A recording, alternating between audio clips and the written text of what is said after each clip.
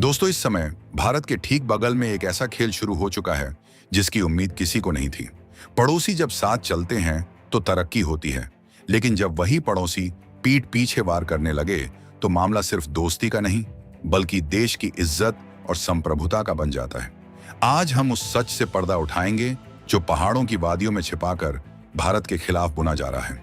सवाल यह है कि क्या कोई देश इतना बेखौफ हो सकता है कि वो भारत के अटूट हिस्से को ही नक्शे से मिटाने की कोशिश करे? क्या कोई अपनी इकोनॉमी को दांव पर लगाकर सिर्फ किसी और के इशारे पर भारत से पंगा ले सकता है? आज का ये वीडियो नेपाल की उस हिमाकत के बारे में है जिसने दिल्ली के गलियारों से लेकर हर भारतीय के दिल में गुस्सा भर दिया है। मामला सिर्फ एक गलत नक्शे का नहीं है बल्कि उस गहरी साजिश का है जो अब खुलकर सामने आ रही है।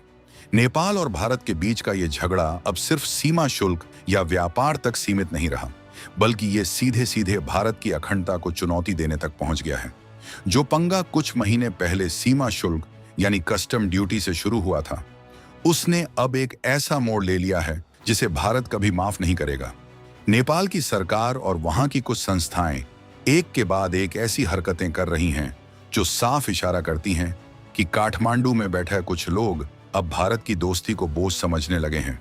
लेकिन वो ये भूल रहे हैं कि दोस्ती अगर दिल से निभाई जाती है तो देश की सुरक्षा और सम्मान के लिए भारत कड़े फैसले लेने में भी पीछे नहीं हटता। अभी तो ये सिर्फ शुरुआत है, आगे जो हुआ वो आपके होश उड़ा देगा। इस पूरी कहानी की सबसे बड़ी और सबसे घटिया कड़ी तब सामने आई जब नेपाल की सरकारी एयरलाइन नेपाल एयरलाइंस ने अपने सोशल मीडिया पर एक फ्लाइट नेटवर्क मैप शेयर किया। इस मैप को देखकर किसी भी भारतीय का खून खौल जाएगा। इस नक्शे में नेपाल एयरलाइंस ने जानबूझकर भारत के जम्मू कश्मीर और लद्दाख को पाकिस्तान का हिस्सा दिखा दिया। सोचिए, एक सरकारी एयरलाइन जिसे भारत के साथ गहरे रिश्तों की कद्र होनी चाहिए थी, वो खुलेआम भारत के खिलाफ प्रोपेगेंडा फैला रही है। ये कोई छोटी मोटी गलती नहीं थी जिसे ग्राफिक्स एरर कहकर टाला जा सके। ये एक सीधा संदेश था कि नेपाल की सोच अब बदल रही है। आखिर ये हिम्मत कहां से आई? क्या इसके पीछे चीन का हाथ है या फिर पाकिस्तान की कोई नई चाल? जैसे ही ये मैप सोशल मीडिया पर आया, भारत में जैसे धमाका हो गया। लोगों का गुस्सा 7वें आसमान पर पहुंच गया और देखते ही देखते hashtag boycott Nepal airlines trend करने लगा। भारत के लिए जम्मू कश्मीर कोई जमीन का टुकड़ा नहीं है, ये हमारी भावना है, हमारा गौरव है। भोजपुरी सुपरस्टार खेसरी लाल यादव ने तो सीधा सवाल दाग दिया कि आखिर नेपाल एयरलाइंस ने क्या सोचकर भारत के नक्शे के साथ ये छेड़छाड़ की है। उन्होंने इसे जानबूझकर किया गया काम बताया और इसे चिढ़ाना करार दिया। बात सही भी है। जब आप जानते हैं कि कोई मुद्दा कितना संवेदनशील है फिर भी आप ऐसी हरकत करते हैं तो इसका मतलब साफ है कि आपकी नीयत में खोट है। लेकिन नेपाल एयरलाइंस को शायद ये अंदाजा नहीं था कि भारत की जनता इसका ऐसा जवाब देगी कि उन्हें भागने का रास्ता नहीं मिलेगा। विरोध इतना जबरदस्त था कि नेपाल एयरलाइंस को मजबूर होकर वो पोस्ट डिलीट करनी पड़ी। उन्होंने इसे कार्टोग्राफिक इनएक्यूरेसी यानी नक्शे की गलती बताया और माफी मांगते हुए कहा कि इसका एयरलाइन या नेपाल सरकार की आधिकारिक सोच से कोई लेना देना नहीं है। लेकिन क्या सिर्फ माफी मांग लेने से सब ठीक हो जाता है? क्या आप किसी के घर का हिस्सा किसी और के नाम कर देंगे और फिर कहेंगे कि गलती हो गई? ये तर्क गले नहीं उतरता। भारत में लोग अब सवाल पूछ रहे हैं कि आखिर नेपाल के भीतर ये भारत विरोधी हवा कौन चला रहा है? क्या ये नेपाल के नए राजनीतिक नेतृत्व की सोच है जो भारत को नीचा दिखाना चाहती है? इस सस्पेंस से पर्दा उठाना बहुत जरूरी है क्योंकि ये सीधे हमारी सुरक्षा से जुड़ा मामला है। नेपाल की इस हरकत को समझने के लिए हमें थोड़ा पीछे जाना होगा। काठमांडू के मेयर बालेन शाह जब से सत्ता में आए हैं, उनके तेवर भारत के प्रति बहुत ही आक्रामक रहे हैं। बालेन शाह और उनके समर्थक लगातार 1950 की भारत नेपाल शांति और मित्रता संधि को खत्म करने या उसे बदलने की बात कर रहे हैं। उनका तर्क है कि ये संधि अब पुरानी हो चुकी है और ये नेपाल के हितों के खिलाफ है। लेकिन सच तो ये है कि इसी संधि की वजह से लाखों नेपाली भारत में बिना किसी वीजा या पासपोर्ट के काम कर रहे हैं, रह रहे हैं और भारत की अर्थव्यवस्था का हिस्सा बने हुए हैं। अगर ये संधि रिसेट होती है तो इसका सबसे बड़ा नुकसान किसे होगा? क्या नेपाल अपनी इकोनॉमी को खुद ही तबाह करना चाहता है? नेपाल का गुस्सा और उसकी ये नई अकड़ सिर्फ बयानों तक सीमित नहीं है। जमीनी स्तर पर भारत से आने वाले सामानों पर भारी भरकम भंसार यानी सीमा शुल्क लगाया जा रहा है। पहले नेपाल के लोग भारत से 100 से 200 रुपए का सामान आसानी से ले आते थे, लेकिन अब नेपाल सरकार ने नियम बना दिया है कि अगर आप 100 रुपए से अधिक का कोई भी सामान भारत से लाते हैं तो आपको उस पर टैक्स देना होगा। इतना ही नहीं, भारतीय वाहनों पर नेपाल में 10-10 हजार रुपए तक का जुर्माना वसूला जा रहा है। ये सब कुछ एक सोची समझी रणनीति के तहत हो रहा है ताकि भारत और नेपाल के बीच के सदियों पुराने व्यापारिक और सामाजिक रिश्तों में दरार डाली जा सके।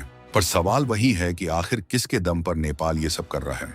भारत ने दशकों से नेपाल की रगों में खून की तरह दौड़ती उसकी अर्थव्यवस्था को जिंदा रखा है। नेपाल के पास अपना कोई बंदरगाह नहीं है। उसके व्यापार का पूरा रास्ता भारतीय बंदरगाहों से होकर गुजरता है। नेपाल को ईंधन यानी फ्यूल की सप्लाई भारत की पाइपलाइनों से होती है।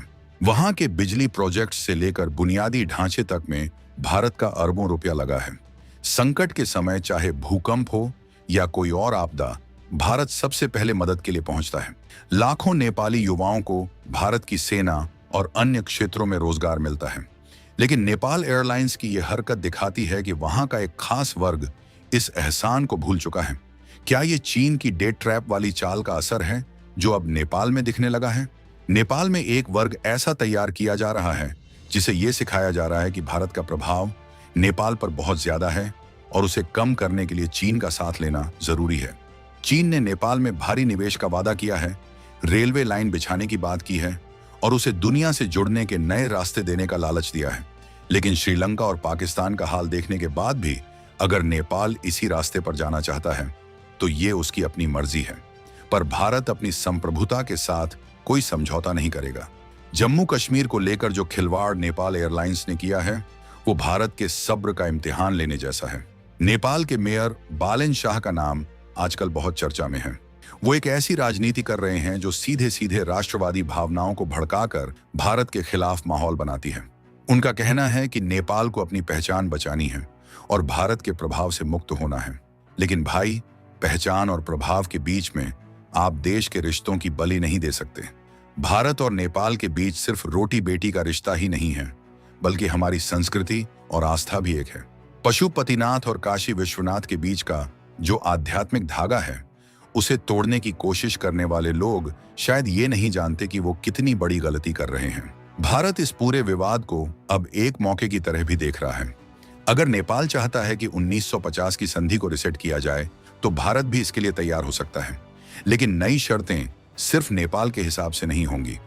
अगर नेपाल को अपनी संप्रभुता की इतनी ही चिंता है तो उसे ये भी समझना होगा कि भारत भी अपनी सीमाओं और अपने नक्शे के प्रति उतना ही सख्त है। अगर संधि रिसेट होती है तो खुली सीमाओं का क्या होगा? उन लाखों नेपालियों का क्या होगा जो भारत में रहकर अपने परिवार पाल रहे हैं? क्या नेपाल की सरकार उन सबको रोजगार देने में सक्षम है? ये कुछ ऐसे कड़वे सवाल हैं जिनका जवाब काठमांडू को देना ही होगा। नेपाल एयरलाइंस की उस पोस्ट पर जिस तरह से भारतीयों ने विरोध जताया, उसने ये साफ कर दिया कि आज का भारत अपनी नेशनल डिग्निटी के साथ कोई समझौता नहीं करता। ये वो दौर नहीं है जब हम चुपचाप ऐसी गलतियों को इग्नोर कर दें। आज सोशल मीडिया की ताकत ने हर नागरिक को यह हक दे दिया है कि वो गलत के खिलाफ आवाज उठाए। नेपाल एयरलाइंस को पोस्ट डिलीट करने के बाद भी माफी मांगनी पड़ी। ये भारत की सॉफ्ट पावर की जीत है। लेकिन क्या यह मामला यहीं खत्म हो जाएगा? बिल्कुल नहीं।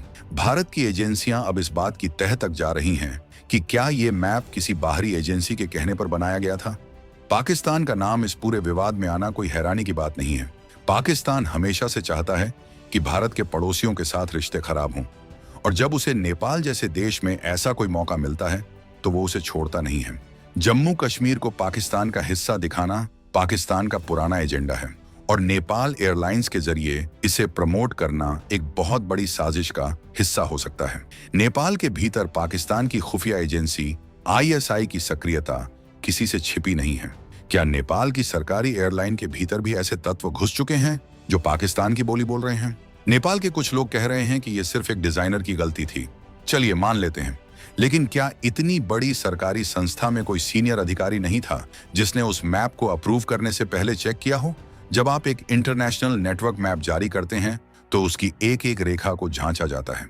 जम्मू कश्मीर जैसा संवेदनशील इलाका कोई छोटा सा बिंदु नहीं है जिसे गलती से छोड़ दिया जाए। ये एक डेलिब्रेट एक्ट यानी जानबूझकर किया गया कृत्य लगता है। भारत सरकार ने इस पर अपनी नाराजगी जाहिर की है और नेपाल से जवाब मांगा है। दोस्ती अपनी जगह है, लेकिन नक्शे के साथ छेड़छाड़ सीधे युद्ध के आमंत्रण जैसी होती है। अब बात करते हैं उस आर्थिक दबाव की जो नेपाल अब भारत पर बनाने की कोशिश कर रहा है। भारतीय सामानों पर जो बेहिसाब टैक्स लगाया जा रहा है, उसका असर नेपाल की अपनी जनता पर ही पड़ रहा है। नेपाल में महंगाई आसमान छू रही है क्योंकि उनकी ज्यादातर जरूरतें भारत से ही पूरी होती हैं। भारतीय वाहनों पर जुर्माना लगाकर वो टूरिज्म को नुकसान पहुंचा रहे हैं। नेपाल के पर्यटन का एक बहुत बड़ा हिस्सा भारतीय पर्यटकों पर निर्भर है। अगर भारतीय वहां जाना बंद कर दें या कम कर दें तो नेपाल के होटल और बाजार सूने पड़ जाएंगे। क्या नेपाल की सरकार अपने ही पैरों पर कुल्हाड़ी नहीं मार रही है? 2026 का भारत अब बदल चुका है। हम किसी पर दबाव नहीं डालते, लेकिन अगर कोई हमें दबाने की कोशिश करे या हमारे सम्मान को ठेस पहुंचाए तो हम चुप भी नहीं बैठते। नेपाल को यह समझना होगा कि उसकी तरक्की का रास्ता दिल्ली से होकर ही गुजरता है, बीजिंग से नहीं। बीजिंग के रास्ते में सिर्फ कर्ज और गुलामी है, जबकि दिल्ली के रास्ते में साथ मिलकर आगे बढ़ने का भरोसा है। लेकिन अगर नेपाल इस भरोसे को तोड़ता है तो भारत के पास और भी बहुत से विकल्प हैं। हम अपनी सीमाओं को और ज्यादा सख्त कर सकते हैं, व्यापारिक समझौतों को नए सिरे से देख सकते हैं और नेपाल को मिलने वाली सुविधाओं में कटौती कर सकते हैं। नेपाल एयरलाइंस के विवाद ने एक बार फिर यह साबित कर दिया है कि सोशल मीडिया पर राष्ट्रवाद की लहर कितनी तेज है। जब बात देश की आती है तो भारत का हर नागरिक एक हो जाता है, चाहे वो फिल्म स्टार हो या कोई आम आदमी, सबकी आवाज एक ही है। भारत का नक्शा हमारी आन बान शान है, इसके साथ खिलवाड़ करने वाले को बख्शा नहीं जाएगा। नेपाल एयरलाइंस को लगा था कि वो पोस्ट डिलीट करके बच जाएगी, लेकिन भारतीय इंटरनेट यूजर्स ने उसके स्क्रीनशॉट्स को दुनिया भर में फैला दिया है। ये उनकी साख पर एक ऐसा धब्बा है जो आसानी से नहीं धुलेगा। नेपाल के मेयर बालेन शाह की लोकप्रियता नेपाल के युवाओं में बहुत ज्यादा है। वो एक रैपर रहे हैं और उनकी स्टाइल बहुत ही अलग है, लेकिन राजनीति और रैपिंग में फर्क होता है।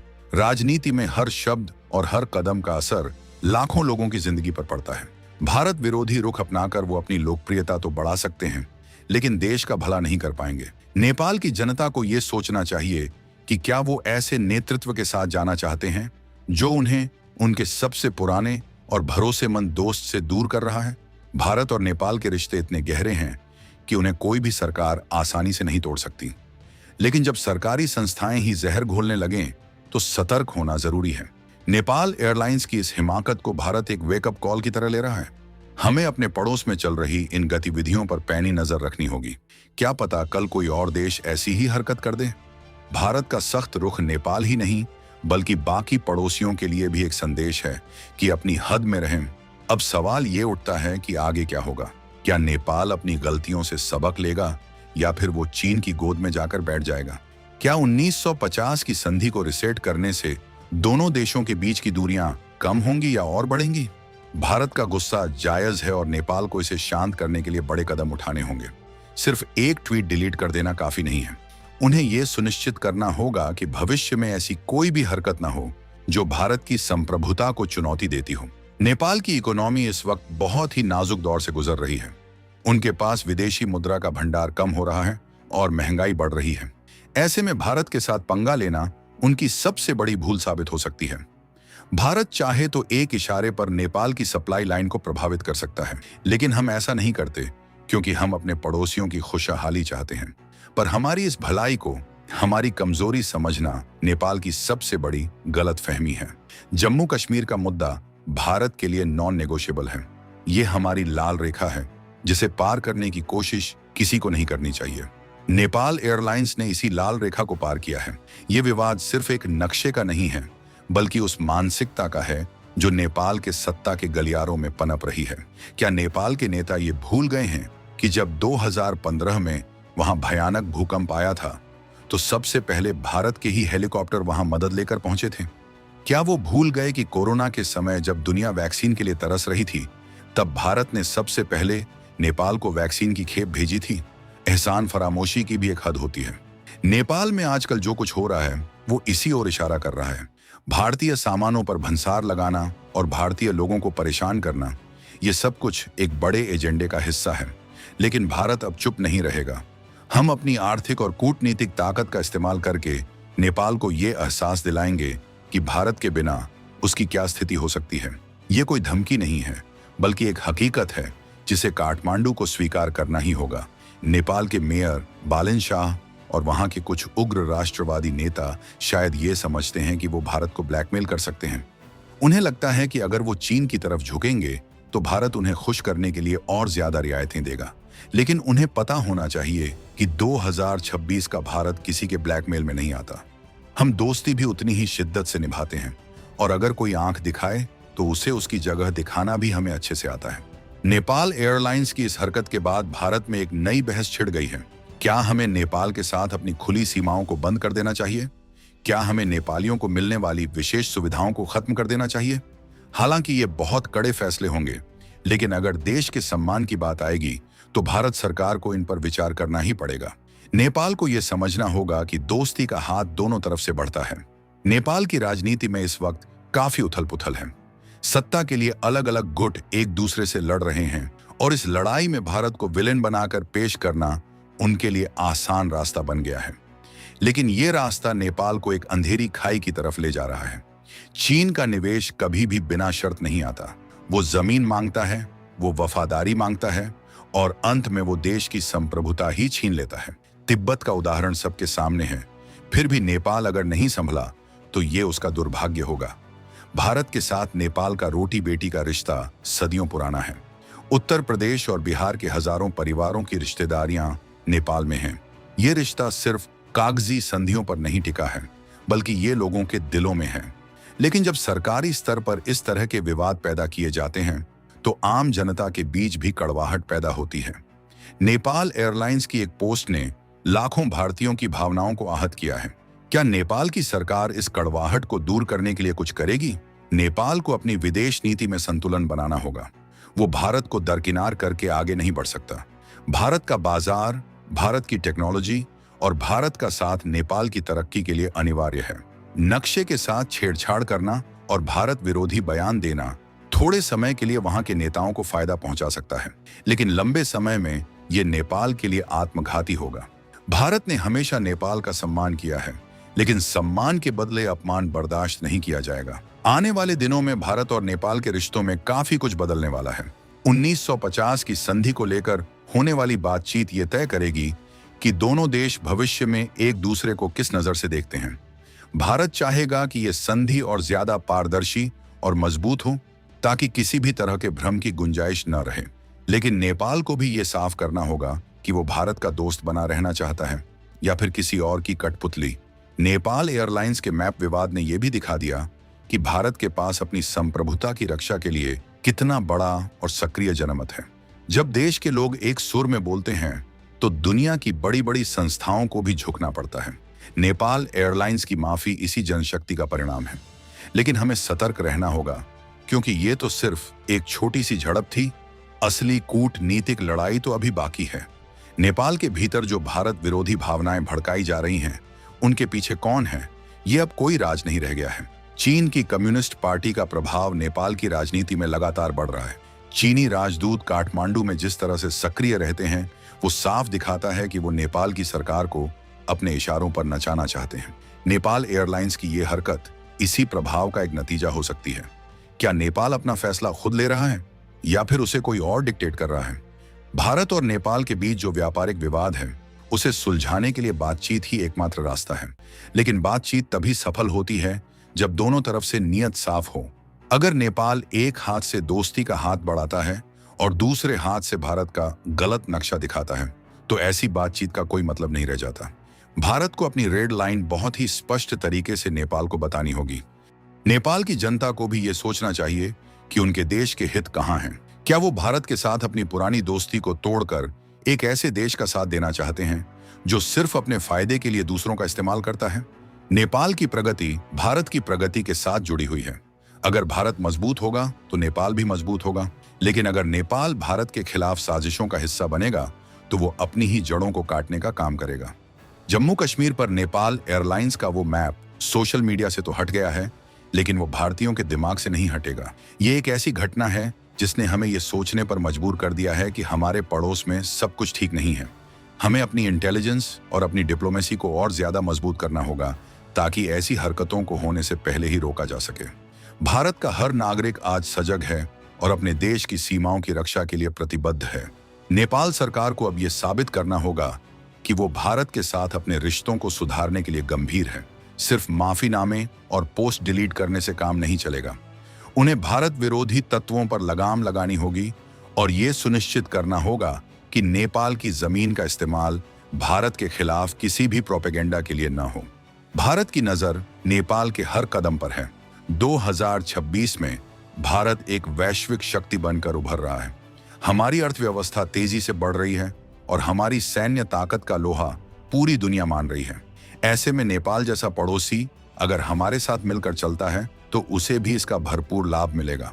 लेकिन अगर वो दुश्मनी का रास्ता चुनता है तो उसे ये याद रखना चाहिए कि भारत अपने दुश्मनों को भी उनकी सही जगह दिखाना अच्छे से जानता है। नेपाल एयरलाइंस का ये विवाद एक सबक है उन सभी के लिए जो भारत की संप्रभुता के साथ खिलवाड़ करने की कोशिश करते हैं। भारत का नक्शा हमारी पहचान है और इसके साथ किसी भी तरह की छेड़छाड़ को बर्दाश्त नहीं किया जाएगा। चाहे वो नेपाल हो या कोई और देश, सबको ये बात गांठ बांध लेनी चाहिए। इस पूरे घटनाक्रम ने भारत नेपाल रिश्तों के एक नए और चुनौतीपूर्ण अध्याय की शुरुआत कर दी है। क्या ये रिश्ते फिर से पहले जैसे सामान्य हो पाएंगे? क्या नेपाल के नेता अपनी भारत विरोधी राजनीति को छोड़ पाएंगे? ये कुछ ऐसे सवाल हैं जिनका जवाब आने वाला समय ही देगा। लेकिन एक बात तो तय है कि भारत अब पहले जैसा नरम रुख नहीं अपनाएगा। हम अपनी शर्तों पर और अपने सम्मान के साथ ही दोस्ती निभाएंगे। नेपाल के मेयर बालेन शाह की महत्वाकांक्षाएं उन्हें किस ओर ले जाएंगी, ये देखना दिलचस्प होगा। लेकिन उन्हें ये नहीं भूलना चाहिए कि राजनीति के शिखर पर पहुंचने के लिए आप अपने देश की बुनियाद को कमजोर नहीं कर सकते। भारत और नेपाल के रिश्तों की बुनियाद बहुत पुरानी और मजबूत है। इसे हिलाना इतना आसान नहीं है। भारत की जनता ने जिस तरह से नेपाल एयरलाइंस को सबक सिखाया है वो काबिले तारीफ है। ये दिखाता है कि जब बात देश की आती है तो हम सब एक हैं। हमारी ये एकता ही हमारी सबसे बड़ी ताकत है।